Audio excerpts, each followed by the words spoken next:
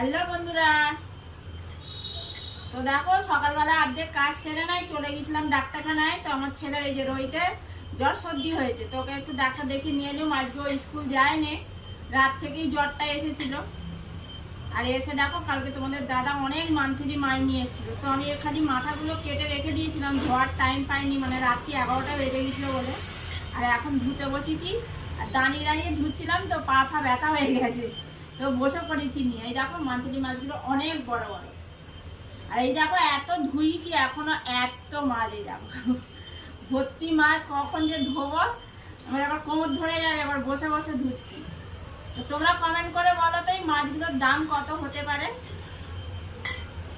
তো এখনো দেখো আমার চান হয়নি, ডাক্তারখানা থেকে এসে আগে এইগুলো বলি ধুয়ে নিই, তারপরে চানটা করতে যাবো। তারপরে রান্না বান্না আছে, এখন সব বাকি আছে না, তো রান্না বান্না